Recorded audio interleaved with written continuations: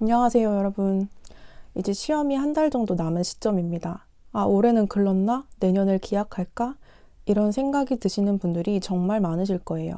그런데 제가 냉정하게 한마디만 하겠습니다. 그럼 내년 2월에 여러분은 지금과 다를까요? 이번 한 달을 포기하신다면 그때 가서도 아마 똑같은 고민을 하고 계실 거예요. 공무원 시험은 공부량이 적은 시험이 절대 아닙니다. 하지만 매년 합격 수기에는 단기 합격, 벼락치기, 성공 사례가 있습니다. 이게 과연 그 사람들이 특별해서일까요? 아닙니다. 마지막 한 달 동안 내 가능성을 믿고 끝까지 밀어붙였기 때문이에요. 자, 이제 잔소리는 여기까지 하고 본론으로 들어가겠습니다. 먼저 국어, 영어부터 설명드리겠습니다. 지금 이 시점에 국어 논리 인강제로 듣고 영어 하프 모의고사 풀이 하루 종일 붙잡고 계신 분들 진짜 정신 차리셔야 합니다. 한 달 안에 우리가 독해력이 갑자기 수직 상승한다? 이건 현실적으로 절대 쉽지 않습니다. 지금은 단기 기억력을 극대화해서 점수를 바로 뽑아낼 수 있는 암기 과목에 조금 더 집중해야 할 때입니다. 한 문제당 배점은 모두 동일하니까요. 지금 한국사와 전공 과목 기출을 최소 3회독 이상을 하지 못하신 분들이라면 국어, 영어는 하루에 합쳐서 2시간 이상 쓰지 마세요. 암기 과목이 뒷받침되지 않은 상태에서 언어 과목에 매달리는 건 합격에서 멀어지는 지름길입니다. 구체적인 영어, 국어 공부법은 단계별로 설명드리겠습니다. 자신의 단계를 점검하시고 그 다음 단계로 진행하시면 됩니다. 먼저 1단계입니다. 문법 개념과 어휘가 아직 잡히지 않은 단계입니다. 여기서 어휘라 함은 영어 어휘를 말합니다. 먼저 문법 개념을 재정비하고 기본 독해 어휘를 훑고 독해 문제로 넘어가야 합니다. 독해 문제를 빠르게 맞히는 화려한 스킬은 없습니다. 정확하게 해석하고 이해하는 훈련이 되면 정답은 저절로 찾아집니다. 지금이라도 핵심 문법 개념을 빠르게 훑고 필수 어휘를 계속 눈에 바르세요. 2단계가 안 되어 있으면 다음 단계는 의미가 없어요. 다음으로 2단계입니다. 반복해서 할 필요는 없지만 꼭 하고 넘어가야 할 영어, 국어 기출 분석 단계입니다.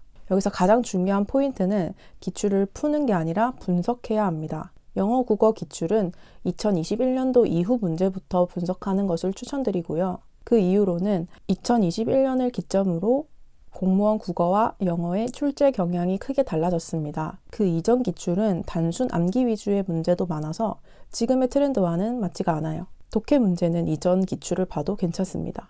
기출 분석을 하는 방법은 먼저 시간 제한 없이 집중해서 푸세요. 대신 이게 왜 정답인지 근거를 지문에서 정확하게 찾아내는 연습을 하셔야 합니다. 그냥 읽어보니까 왠지 답 같아서 이런 느낌을 버리고 논리적 근거를 도출해내는 훈련을 해야지 실전에서 흔들리지 않습니다. 2단계까지 마쳤다면 이제 실전 모의고사 연습을 합니다. 교재는 아무래도 수험생들이 많이 보는 교재가 퀄리티가 좋습니다. 문제풀이의 핵심은 시간 내에 정확하게 푸는 연습입니다. 이제는 모의고사를 풀 때 시간을 재면서 풉니다. 제한된 시간 안에 내가 아는 걸 정확하게 맞히는 공부를 하는 거예요. 시간의 압박 속에서 내가 어떤 실수를 하는지 파악하고 그 실수를 교정하세요. 영어와 국어는 사고와 이해가 중요하기 때문에 본인의 수준에 맞는 단계를 공부하셔야 합니다. 남들이 모의고사 푼다고 해서 따라 풀지 마세요.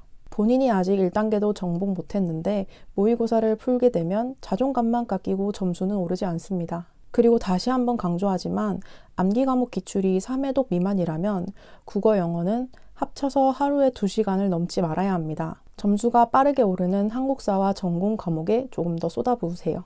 그 다음으로는 암기 과목에 대해 말씀드리겠습니다. 먼저 준비할 것이 있는데요. 내가 단거나 할 교재와 한 번도 쓰지 않은 색깔의 형광펜을 준비하는 것입니다. 이 형광펜은 내가 끝까지 모르는 부분을 체크하기 위한 용도입니다. 단거나 작업을 시작하신 분들은 교재를 바꿀 필요는 없습니다. 하지만 이제 단거나를 시작하시는 분들께는 한국사는 요약서, 전공 과목은 기출문제집을 추천드립니다. 왜냐하면 한국사는 시대 흐름과 키워드가 핵심이고 응용력보다는 목차가 중요하기 때문에 필기노트와 같은 요약서로, 전공 과목은 선지를 읽고 키워드와 서술어로 핵심 개념을 내가 판별해야 하기 때문에 선지 자체가 조금 더 중요하므로 기출문제집을 추천드립니다. 한국사에 대해 조금 더 자세히 설명드리겠습니다. 한국사는 시대별 흐름 속에서 핵심 키워드를 빠르게 떠올리는 것이 중요합니다. 그래서 기출문제집과 필기노트 둘 다 메인이 되어야 합니다. 구체적인 풀이 방법으로는 기출문제를 풀면서 확실히 아는 선지는 손대지 말고 헷갈리거나 틀린 선지에만 표시를 합니다. 그리고 틀린 선지의 키워드를 필기 노트에서 찾아 아까 준비한 새로운 색깔의 형광펜으로 표시하세요. 이때 그 키워드만 읽고 넘어가는 것이 아니라 앞뒤 목차와 흐름을 눈으로 정독하며 훑어줘야 합니다. 만약 필기노트에 있는 개념이라고 해도 기출이 된 적이 없다면 한국사는 범위를 늘리지 말아야 합니다.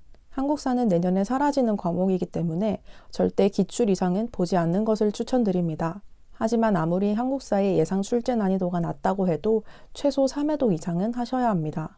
5일 정도 남은 시점까지 틀린 선지 표시 작업과 단거나 작업을 한 뒤에 5일 동안은 마지막에 표시한 부분만 정리하면 됩니다. 회독 속도를 높이기 위한 수준별 회독 방법을 알려드리겠습니다. 3회독 미만이시라면 홀수본을 먼저 순서대로 풀고 짝수본을 풀면서 틀린 선지를 표시하고 형광펜 단거나 작업을 합니다. 만약 3회독 이상이시라면 가로 풀기를 합니다.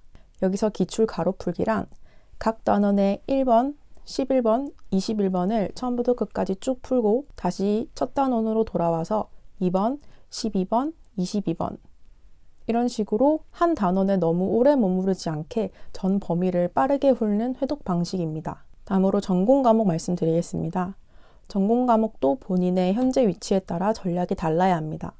먼저 1단계이신 분들은 기출 1회독을 아직 제대로 못한 노베이스 수준입니다. 범위를 정해드리자면 C급, D급 주제는 과감하게 버리세요. 빈출 주제를 확실하게 마스터해서 기본 점수 80점 이상을 확보해야 합니다. 사실 초반 회독이 가장 힘들고 고통스럽지만 사실상 점수를 크게 올릴 가능성이 가장 높은 과목이기도 합니다. 기출문제는 홀수본, 짝수본 순서대로 풀되 해설지의 이론 요약을 기본서처럼 활용해서 문제를 풀고 바로 내용을 정리하세요. 약 10일 동안 홀수본 그리고 10일 동안 짝수본 문제풀이를 합니다. 1단계이신 분들은 틀리는 선지를 먼저 표시하는 것이 아니라 반복되는 동일 선지를 지우는 작업을 합니다. 회독이 부족한 과목은 틀린 문제를 표시하다 보면 끝도 없을 뿐더러 너무 자주 기출되는 선지를 여러 번 읽는 시간 낭비를 줄이기 위해서입니다. 다음 짝수본 회독을 할 때에는 반복되는 선지에 더해서 이제 아는 선지도 지우기 작업을 합니다. 이때 시점에 아는 선지는 시험장 가서도 반드시 떠오르니까 과감하게 지우셔도 됩니다. 이제 남은 약 10일 동안은 가로 풀기를 하면서 전 범위를 봅니다. 마지막까지 지우지 못한 부분만 계속 보면서 양을 줄여 나갑니다. 이렇게 1단계의 부족한 과목을 공부하실 때는 기본서나 요약서를 보시면 괜히 공부 안 한 부분이 눈에 들어오고 마음이 더 불안해지기 때문에 기출문제집으로만 계속 마무리하는 것을 추천드립니다. 대신 이해가 잘 가지 않는 부분은 기본서나 요약서 돌아가서 내용 정리하는 수준으로 보시면 됩니다. 다음 기출을 아직 5회독까지는 못한 2단계입니다. 먼저 남은 30일을 반으로 쪼개세요. 처음 15일은 전 범위 기출을 1회독합니다. 이때 반복되는 기출 선지와 근거를 설명할 수 있을 정도로 아는 선지는 넘어가고 틀리거나 애매한 선지에만 표시를 합니다. 그 다음 10일 동안은 가로풀기로 회독 속도를 높이면서 틀리는 선지만 표시를 더합니다. 그리고 마지막 남은 5일 동안은 마지막에 표시했던 선지에 대한 키워드와 부족했던 개념을 정리하면서 무한 반복합니다. 마지막으로 3단계는 기출을 약 6회독 이상 하신 분들입니다. 처음 15일은 마찬가지로 전 범위 가로 풀기를 하면서 틀리거나 헷갈리는 선지에만 표시합니다. 기출을 이 정도 많이 회독하신 분들은 마지막 15일 동안 최신 기출을 시간을 재고 풀면서 실전 감각을 끌어올려 줍니다. 연도별 기출풀이는 최근 7개년 정도로 추천드리며 이때 틀리는 문제가 있다면 단순히 그 문제만 공부하는 것이 아니라 그 파트의 내용으로 돌아가서 개념을 읽고 한번 정리하는 것이 좋습니다. 시험이 임박해서는 모의고사를 풀어야 하냐는 질문이 정말 많습니다. 모의고사 풀어도 됩니다. 하지만 암기 과목 중에 기출 5회독 이하인 과목이 있다면 모의고사로 시간 연습할 게 아니라 기출을 한 문제라도 더 외워서 마치는 게 효율적입니다. 충분히 기출 회독을 하셨다면 모의고사 점수에 목매지 않으셔도 됩니다. 만약 기출에서 보지 못한 생소한 선지가 있다면 그 부분을 굳이 암기하려고 하지 마세요. 기본서나 요약서에 이런 내용이 있었구나 확인하는 정도로만 오답을 정리하시면 됩니다. 모의고사는 실전 시간 배분 연습용일 뿐입니다. 여러분, 한 달은 생각보다 긴 시간입니다. 제가 국가직 370점에서 지방직 450점으로 80점을 2달 동안 올렸을 때 저라고 불안하지 않았을까요? 저도 매일 포기하고 싶었지만 결국 참고 끝까지 하니까 저한테도 합격의 운이 오더라고요. 지금 이 영상을 보고 계신 여러분도 할 수 있습니다. 가능성을 버리는 사람과 최선을 다하는 사람의 결과는 하늘과 땅 차이입니다. 지금 바로 책상에 앉으셔서 한 달 동안 내가 할 수 있는 최선을 계획하고 실천해 봅시다. 오늘 제 영상이 여러분의 가능성을 현실로 만드는 데 도움이 되었으면 좋겠고, 저는 여러분의 합격 소식을 기다리겠습니다. 감사합니다. 화이팅!